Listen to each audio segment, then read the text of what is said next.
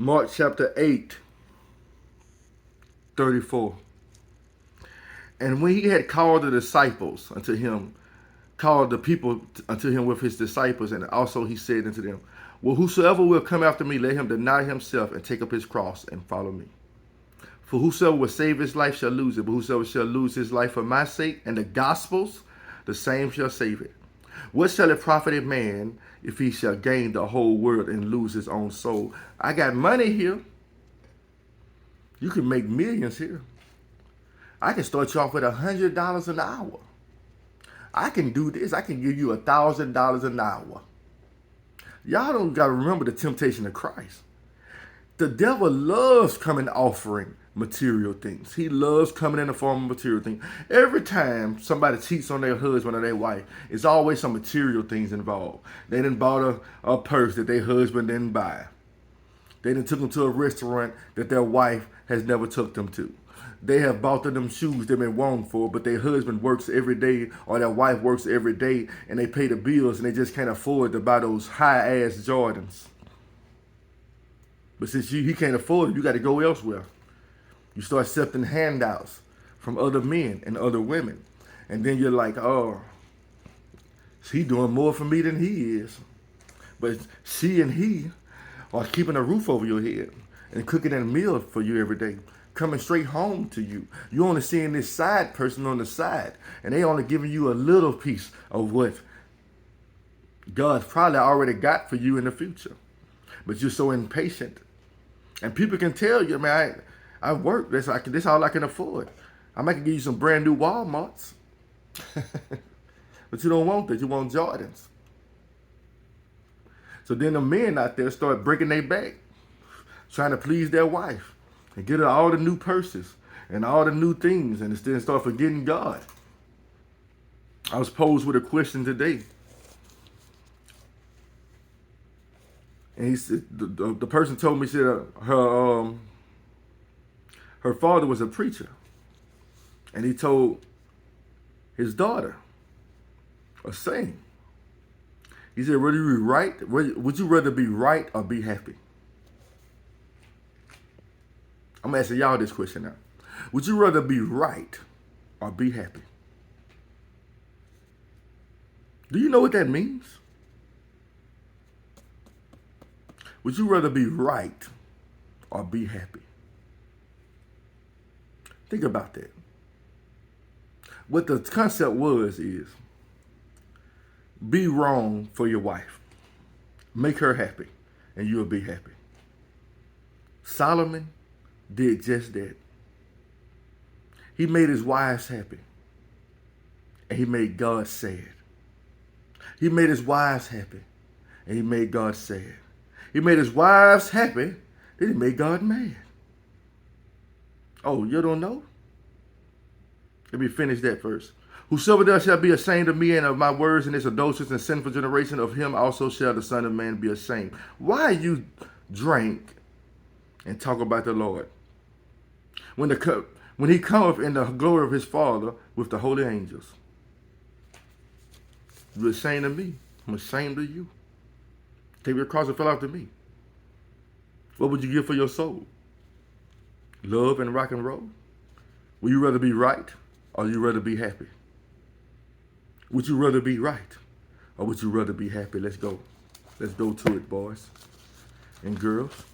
Would you rather be right or would you rather be happy? Can I say it one more time? Would you rather be right or would you rather be happy? I ain't finished it.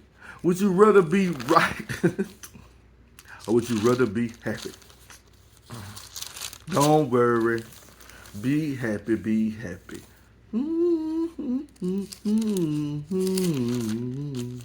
Don't worry. Would you sacrifice the truth to be happy? I'm asking you a question now. Would you sacrifice the truth to be happy?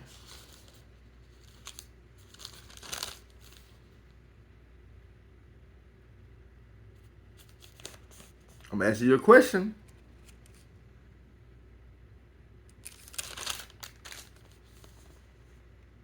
Hmm. Hmm. Would you rather be happy? What would you rather do, people? I'm asking you a question. Would you rather be right or rather be happy?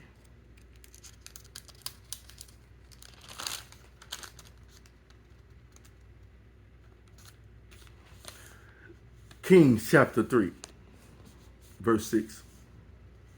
And Solomon said, Thou hast showed me. And Gibeon the Lord, chapter 5, chapter 3, First Kings chapter 3, chapter 5. And Gibeon the Lord appeared to Solomon in a dream by night, and God said, Ask what I shall give thee.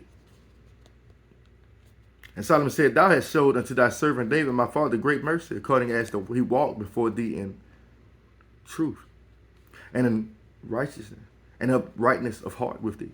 And thou hast kept for him this great kindness, that thou hast given him a son to sit on his throne, as is this day. And now, O Lord my God, thou hast made thy servant king instead of David my father. And I am but a little child. I know how to go out. I don't know how to go out or go come in. And thy servant is in the midst of thy people which thou hast chosen, a great multitude and cannot be numbered, nor confounded for multitude. Give therefore thy servant an understanding heart to judge thy people, and I may discern between good and bad. So I may discern between good and bad. For who is able to judge this thy so great of people? And the speech pleased the Lord, and Solomon had asked this thing. And God said unto him, Because thou hast asked this thing, and hast not asked for thyself long life, neither hast asked riches for thyself, nor hast asked the life of thine enemies, but hast asked for thyself understanding to discern judgment. Behold, I have done according to thy words. I have given thee a wise and understanding heart, so that there was none like thee before thee. Neither after thee shall any rise like unto thee. And I have also given thee that which thou hast not asked, both riches and honor, so that there shall not be any among the kings like unto thee all thy ways. And if thou wilt walk in my ways, and keep my statutes and my commandments as thy father David did walk, then I will lengthen thy days. And Solomon awoke, and behold, it was a dream.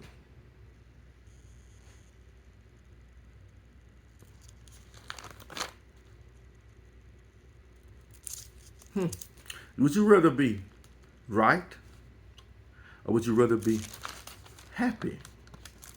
Would you rather be right, or would you rather be happy? What would you rather be? I'm asking you a question. What would you rather be? What would you rather be?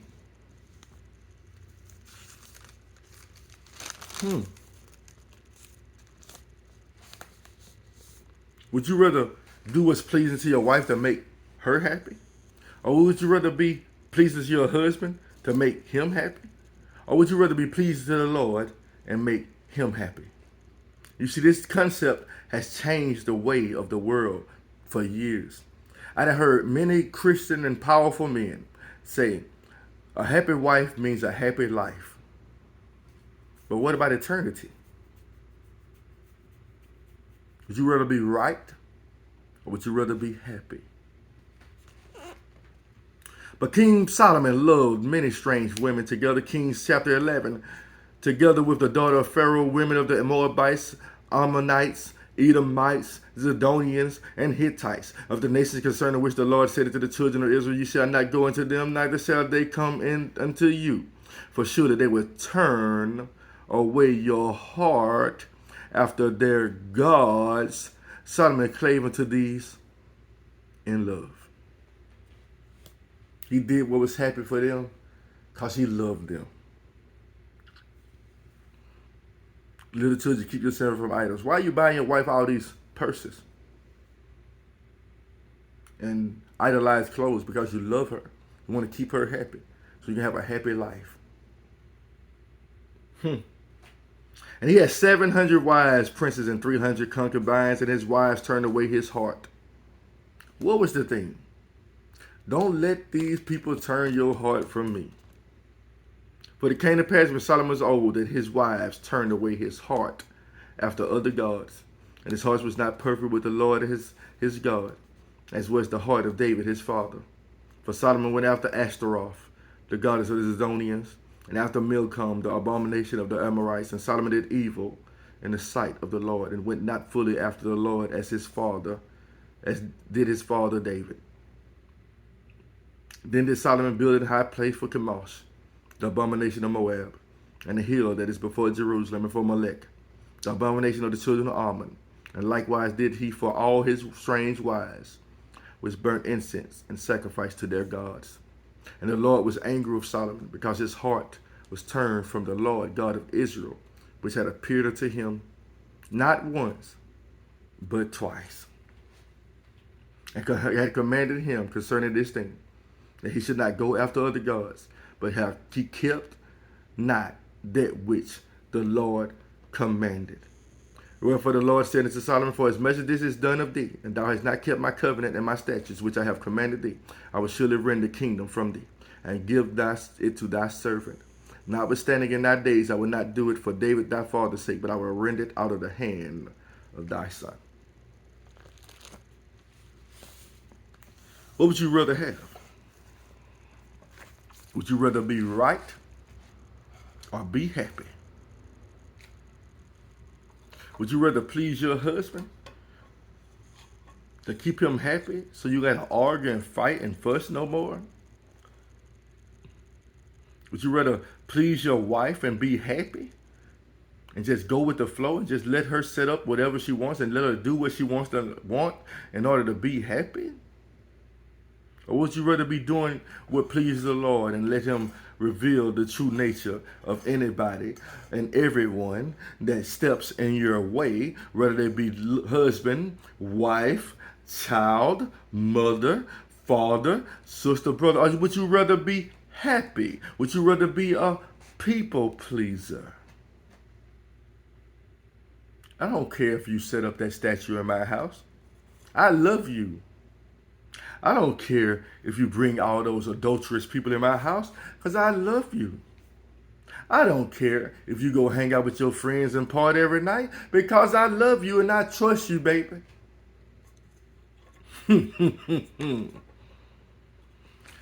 Place not your trust in man, but place your trust in the Lord. If I got to make you happy and jeopardize what's right and jeopardize the truth, my wife will never be happy. Your husband should never be happy if you got to jeopardize the truth to please them. Your job should never be happy if you got to jeopardize the truth to please them. I'm going to tell you about these happy people. They make millions and millions of dollars pleasing people, going against what God says to do. First of all, their prayer life ain't right. They ain't seeking the Lord all the days of their life like he says. Because if you were seeking the Lord all the days of life like you said, you would try to take up your cross on a daily and follow after him. He didn't say take up your cross on a daily and follow after your wife. He didn't say take up your cross on a daily and follow after your husband. He said be submissive to him. If your husband is doing what's right by the Lord, you obey him. But you don't use the fact that he's your husband and he's supposed to do whatever makes you happy. You're not supposed to abuse the fact that she's your wife and you're supposed to do whatever it takes to make her happy. Where do y'all get these sayings from? All these sayings of old, these old wives' tales and these things been told and told from generation to generation to distract the children of God from the true purpose. To please who? You see, my boy Paul, who I used to hate, told me something.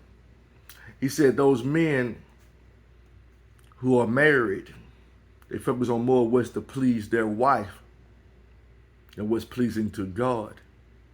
Do you understand the concept of that thought? He probably read Solomon. Do you understand what I'm telling you? A lot of y'all men are not trying to please God. You're trying to please your wife.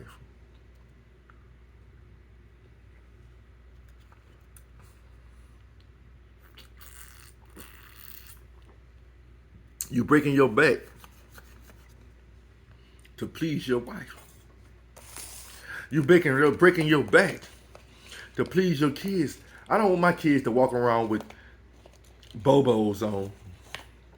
I want my kids to have Jordans like everybody else. So you go out there and work and break your back to make sure your kids got the Jordans and got the best of things, and you putting God on the back burner.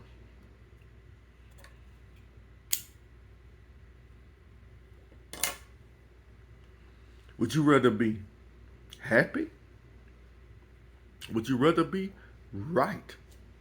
Spare the rod, spoil the child.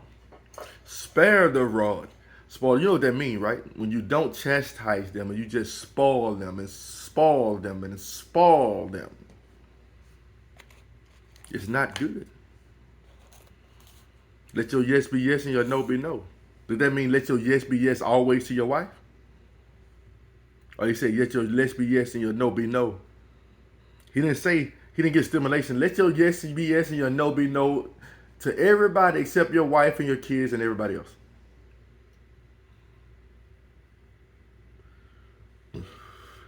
No. Baby, you mind if I go to the club on a girls' night out and chill with my friends? Yes, I mind. No. Now, if I say no as a man, I'm going to get all kind of backlash for that. First of all, I don't want you to hang out with your friends. Because all they're going to do is mislead you. You're in a place, you got everything you need here. If we going out together. But you got to go out with your friends. But in order to please you and stop from arguing, a lot of y'all men going to say, yeah, baby. Because if she gone, I ain't got to worry about nothing. You know, I'm the type of man that'll say no. And then let the woman make her own choice. Baby, you mind if I go over here where I know all kind of lawlessness and rulerlessness and foolishness is going on? I know I don't want you to go. I don't. But I ain't finna kill you to make you stay neither. I said no. You're supposed to be submissive to your husband. You go anyway, it's on you. If you don't warn people, I will require it of your soul. But if you warn them, you are clear from their mistakes.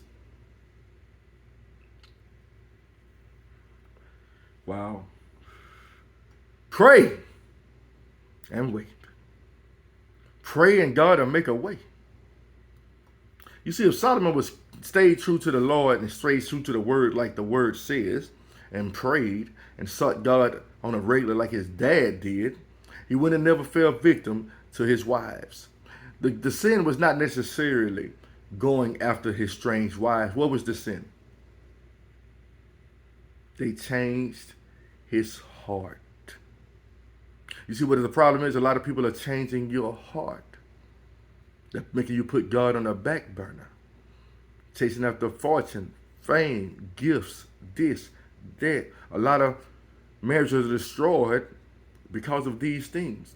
Because your prayer life. But the thing is, you can't save. He said, how do you know, old man, if you're going to save your wife? And how do you know, old woman, if you can save your husband? Pray for them. They want to leave, let them leave. If God removes you, stay removed.